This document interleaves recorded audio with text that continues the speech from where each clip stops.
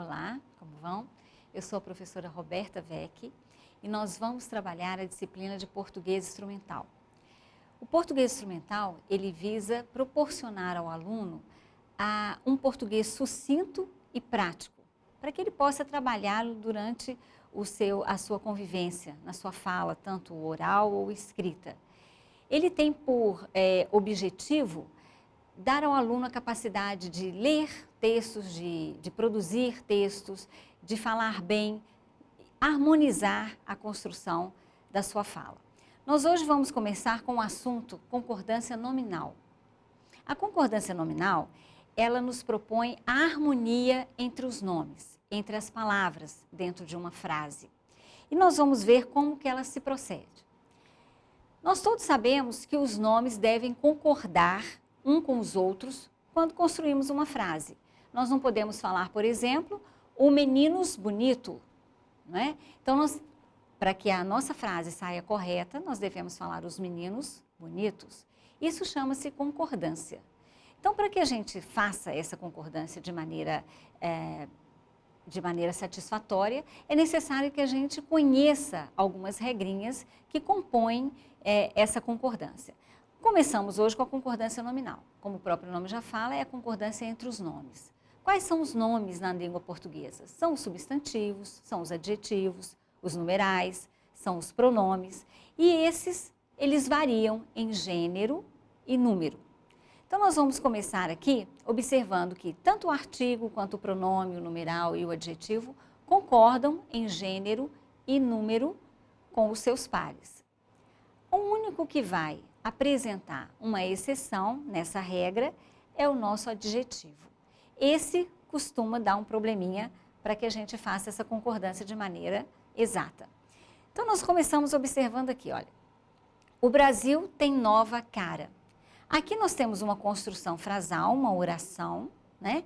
E nós temos aqui um adjetivo e um substantivo. Eles estão aqui de forma harmônica. Eu tenho cara, que é um substantivo feminino, está no singular, e aqui eu tenho um adjetivo, nova, que concorda com o substantivo em gênero e em número, nova cara, ok? Aqui nós chamamos de adjunto adnominal. Por quê? Porque eles estão diretamente ligados um ao outro. Então, quando eu tenho um adjetivo ligado a um substantivo diretamente, sem interrupção de verbos ou de preposições, nós chamamos de adjuntos adnominais. Aqui embaixo nós temos o mesmo exemplo. A cara do país é nova. É a mesma informação, porém ela foi construída de forma diferente da primeira. Porque aqui nós temos a cara do país é nova. Nova, que é o nosso adjetivo, vem depois do verbo de ligação é. Nesse caso, ele não é mais um adjunto adnominal, ele é um predicativo. Por que predicativo? Porque ele veio depois do verbo de ligação. Então, observem bem essas duas denominações para o adjetivo, porque elas vão ser fundamentais nas regrinhas que veremos a seguir. Nova está diretamente ligado a substantivo cara, por isso é adjunto adnominal. Cara e nova são os mesmos personagens, os mesmos sujeitos da oração de cima. Cara, substantivo, nova, adjetivo. Porém, aqui ele é predicativo porque ele está depois do verbo de ligação. Então, vamos guardar isso. Vamos lá. Começando na primeira regra, né? O adjetivo, quando se refere a mais de um substantivo. Quando eu tenho uma construção em que o meu adjetivo se refere a mais de um substantivo, nós temos duas possibilidades. Vejam bem, ele pode ser anteposto ou posposto ao substantivo. Ele pode vir depois, posposto, ou pode vir antes, anteposto. Vamos observar aqui. O adjetivo concorda com o substantivo mais próximo. Vamos lá. Tinha talento e criatividade extraordinária. Nesse caso, quando eu tenho adjuntos adnominais, quando os meus adjetivos funcionam como adjuntos adnominais, lembrando aqui, o que é adjunto adnominal é quando está ligado diretamente adjetivo com substantivo. Então, quando eu tenho o adjetivo funcionando como adjunto adnominal, ele nos permite duas situações. Se ele vier depois do substantivo, ele pode concordar com o mais próximo, ou pode concordar no plural. Voltando, se eu tiver o meu adjetivo funcionando como adjunto adnominal, se ele vier depois do substantivo, ele pode concordar com o mais próximo ou no plural. Vejam aqui, tinham talento e criatividade extraordinária. Ele aqui funciona como adjunto adnominal. Tinha talento e criatividade extraordinários, também adjunto adnominal. Então, eu como usei depois, ele pode concordar com o mais próximo ou concordar no plural. Continuando, se ele vier anteposto, ele só pode concordar com o mais próximo. Então, vejam bem, se o adjetivo funcionar como adjunto adnominal, ele vem em duas situações, ou depois dos substantivos ou antes. Se ele vier depois, ele pode concordar no plural ou com o mais próximo. Se ele vier antes, ele só pode concordar com o mais próximo. Tinha extraordinário talento e criatividade. Tinha extraordinária criatividade e talento. Entenderam a diferença? Ele funcionando como adjunto adnominal. Se ele vier depois, ele concorda no plural ou com o mais próximo. Se ele vier antes, ele só concorda com o mais próximo. Mas, se ele funcionar como predicativo, o que é o predicativo? É aquele que nos permite observar um verbo de ligação, ok? Verbo de ligação é o verbo ser, o verbo estar. Então, vamos ver. Se ele funcionar como predicativo, se ele vier depois, ele só concorda no plural. Olha lá, sua criatividade e talento eram extraordinários. Mas se ele vier antes, ele pode concordar no plural ou com o mais próximo. Eram extraordinários, sua criatividade e talento, ou era extraordinária, sua criatividade e seu talento. Ou ainda, era extraordinário, seu talento e sua criatividade. Então, a gente pode observar que essa primeira regra de concordância, embora seja um pouco mais melindrosa, mas ela é interessante para que a gente não empregue erroneamente os adjetivos com seus substantivos. Continuando.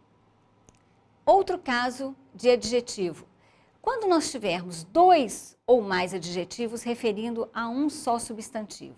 Olha lá, o governo estadual e o municipal vetaram o projeto. Aqui nós temos um só substantivo e temos dois adjetivos.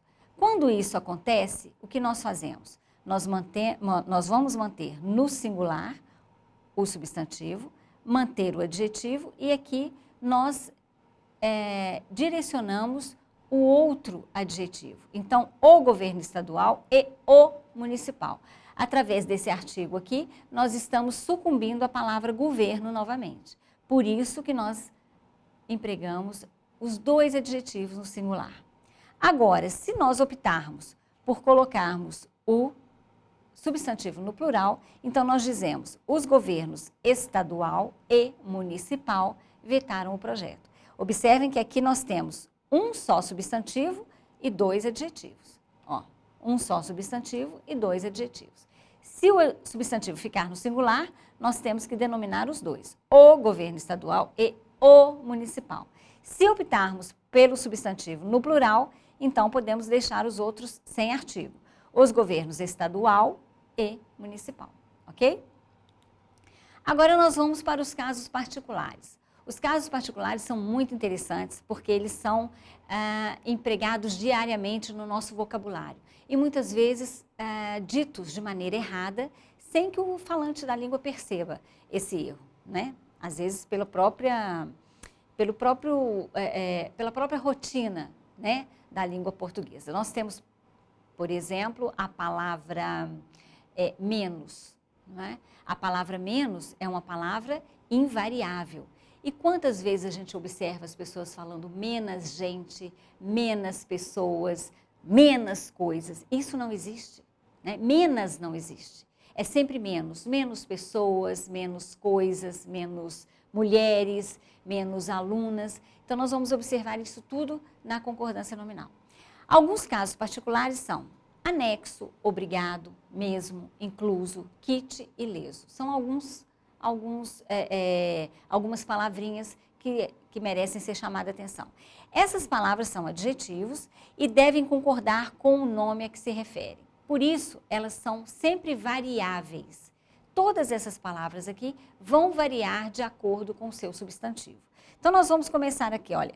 Analise os documentos anexos. Anexo tem que concordar com documentos. Ela é uma palavra variável, é um adjetivo, portanto, vai ser variável. Os documentos anexos. Nós só vamos observar que, se a construção for em anexo, essa sim é invariável. Então, seguem os documentos anexos, seguem as cartas anexas, mas seguem os documentos em anexo, seguem as cartas em anexo, ok? Observar sempre isso. Isso aqui nós chamamos de locução adjetiva. É quando o adjetivo é composto, é formado por duas palavrinhas. Outro caso aqui que obedece, né, o gênero. Muito obrigado, disse ele. Muito obrigada, disse ela. Portanto, nós temos que observar o obrigado e o obrigada. Ele varia de gênero. Eu sou mulher, eu digo muito obrigada. Se você é um rapaz, você diz muito obrigado. Assim funciona a língua portuguesa. Ah, mas então está errado se eu disser, por exemplo, eu disser muito obrigado? Está, não está correto. Então você tem que observar o gênero da pessoa que fala, não da pessoa a quem você agradece, ok? Outro caso, elas mesmas passaram a administrar. Mesmas ou mesmos, ok? Sempre mesmo vai variar de acordo também com a pessoa que fala, né? Nós mesmas fizemos esse doce, ok? Vocês mesmos são os rapazes convidados. Sempre observar isso. Incluso também é um adjetivo variável, né? As fotos estão inclusas, os documentos estão inclusos. Observar sempre isso. Kit, né? Você está em igual situação. Eu estou kit com você, mas vocês estão kits comigo. Kit significa na mesma situação. E não pagar imposto ou não pagar impostos é um crime de lesa pátria. Lesa pátria significa a própria pátria, né? Então, lesa é um adjetivo que também vai variar de acordo com o substantivo a que ele se refere. Aqui foram alguns casos particulares que nós observamos. Ainda continuando nos casos particulares. A palavra alerta e a palavra menos, como eu acabei de dizer anteriormente, né, são palavras invariáveis. Sabe por quê? Porque elas já não são mais adjetivos, elas são chamadas de advérbio. O que é um advérbio? São aquelas palavrinhas invariáveis. Você pode pluralizar o substantivo, mas a palavra continua invariável. Isso são chamados advérbios. É o caso do menos, né? Há menos pessoas do que prevíamos. Nunca menos, porque menos é um advérbio, ele não varia. Então é sempre menos coisas, menos pessoas, menos mulheres. Vamos lá. Alerta. Alerta é uma palavra invariável, por ser também um advérbio. Então, os soldados estão alerta. Os homens ficaram alerta, ok? Ou estão em alerta. Mas nunca alertas ou alertos, né? Nós vamos observar que alerta e menos são advérbios invariáveis. Continuando, nós temos outros casos particulares que são o bastante, o caro, o barato, o meio e o longe, né? São palavrinhas que quando funcionam como advérbio, invariáveis, eles não mudam. Quando funcionam como adjetivo, aí eles sofrem alteração, tanto de número quanto em gênero. Nós vamos ver aqui, viveram situações bastante tensas. O bastante é uma palavra muito interessante.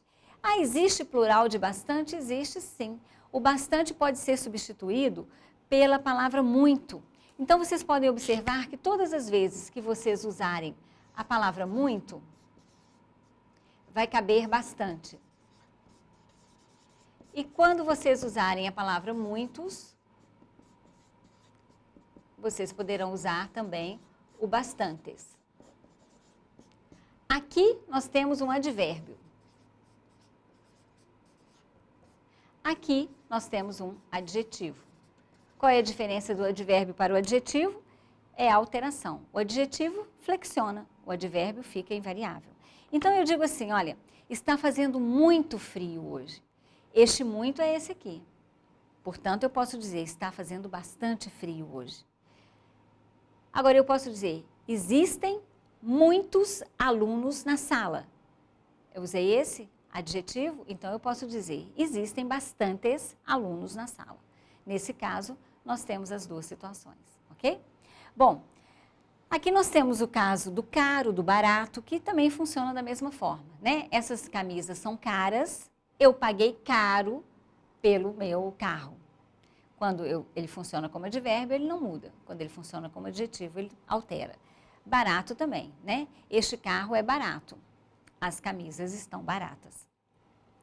A palavra meio e meia também é outro caso que vale a pena lembrar, né? As pessoas têm o hábito de dizer assim, minha avó estava meia nervosa.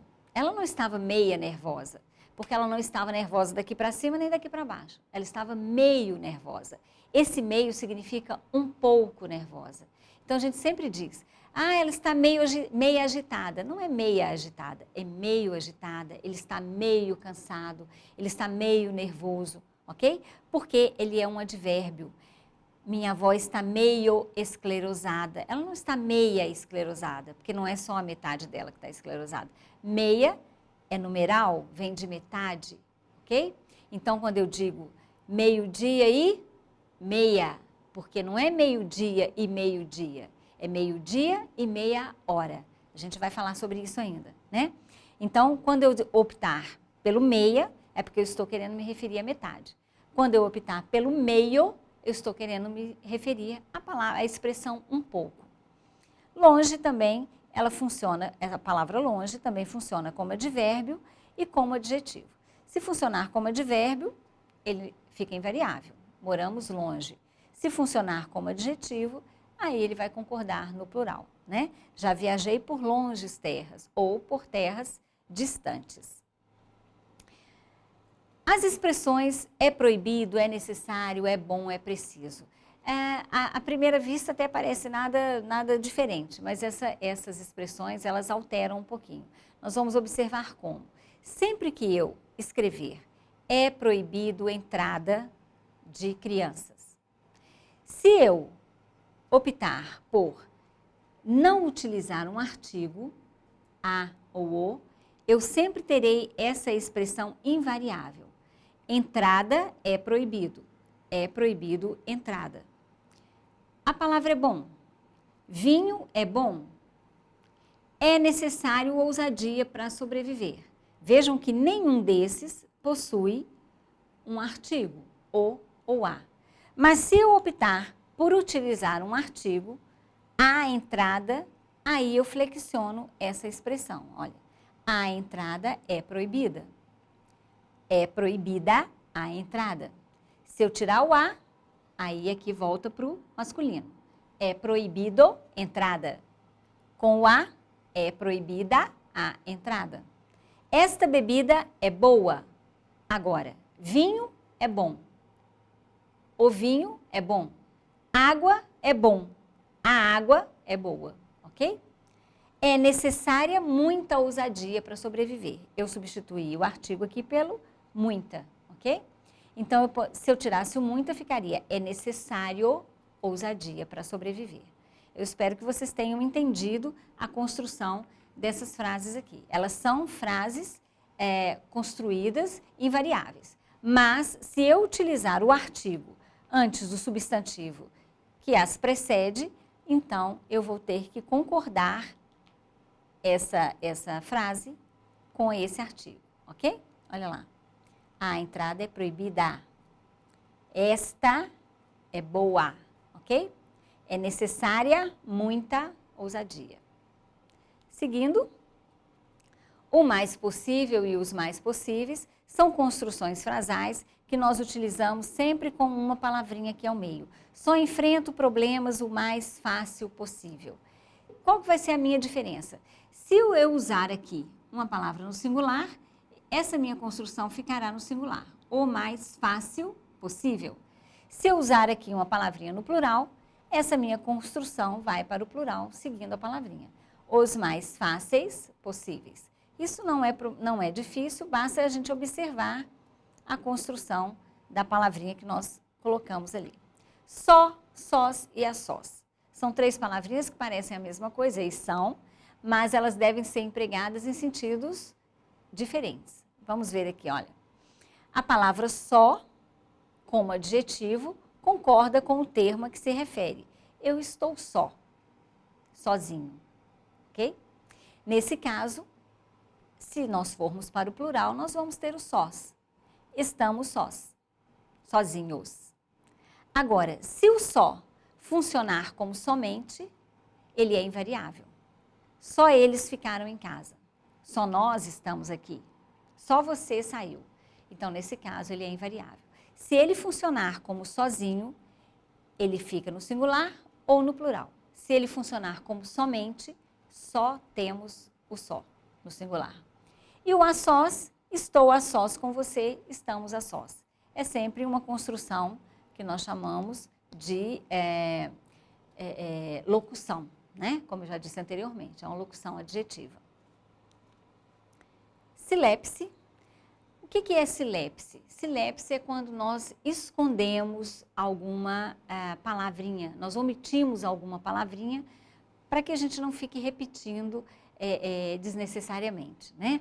Então, a gente observa aqui, olha, o grupo, apesar do adiantado da hora, resolveram ir à festa. O grupo é singular, então o correto seria que nós concordássemos. O grupo resolveu ir à festa, mas nós resolvemos concordar com as pessoas do grupo. Então, nós usamos resolveram na terceira pessoa do plural. Os brasileiros ganhamos mal. Por que ganhamos se aqui o sujeito é os brasileiros? Porque nesse caso nós estamos fazendo uma silepse ideológica. O que é silepse ideológica? Eu estou concordando com o que eu estou pensando e não com o que eu estou dizendo. Eu sou brasileira? Sou. Então eu me incluí aqui. Então quando eu disse os brasileiros ganhamos mal, eu estou me incluindo nesse meio. Nesse caso, nós podemos fazer essa construção, ok? Então, isso chama-se silepse. Uma silepse, é uma concordância ideológica, com aquilo que você pensa e não com o que você diz, ok? Outra silepse que nós temos, né, que também é uma silepse ideológica, é com relação aos pronomes de tratamento. É muito comum, o que é um pronome de tratamento? Só para lembrar vocês aqui, o que é um pronome de tratamento? O pronome de tratamento é aquela palavrinha que nós utilizamos para nos referirmos a uma pessoa, né? E não repetir o nome dessa pessoa desnecessariamente, para que não caia na rotina, né? No cansaço, na redundância. Então eu digo, o menino saiu de casa, ele chegou atrasado a si mesmo. Para eu não dizer o menino saiu de casa, o menino chegou atrasado a si mesmo, eu vou utilizando pronomes. Utilizei o ele, utilizei o esse e vou utilizando vários outros. Para isso, a gente tem também os pronomes de tratamento. Você, por exemplo, é um pronome de tratamento. É um pronome que nós utilizamos na terceira pessoa do singular. Todas as vezes que eu falo você, eu estou utilizando um pronome de tratamento. Esses pronomes de tratamento, que são vários, nós temos Vossa Excelência, Vossa Senhoria, Senhora, Senhor, Senhorita. Nós temos magnífico, nós temos ilustríssimo, nós temos vários pronomes de tratamento. Quando nós utilizamos o pronome de tratamento, majestade, nós observamos o seguinte. O pronome de tratamento, ele é dito assim, majestade, e você não sabe o sexo da pessoa. Você só diz sua majestade ou vossa majestade e você não sabe o sexo da pessoa. Mas você quer dizer a ela um resto de construção. Você quer dizer, vossa majestade está cansada? Então, como eu emprego o adjetivo? No masculino ou no feminino? Eu vou empregar o adjetivo no gênero do pronome de tratamento. Se o pronome de tratamento se refere a uma pessoa do sexo masculino, o meu adjetivo fica no masculino. Se o pronome de tratamento se refere a uma pessoa do gênero feminino, ele vai para o gênero feminino. Por exemplo, eu digo para uma senhora, Sua Excelência sairá amanhã. Quer dizer que eu estou me referindo a uma mulher, nesse caso, Sua Excelência está cansada, né?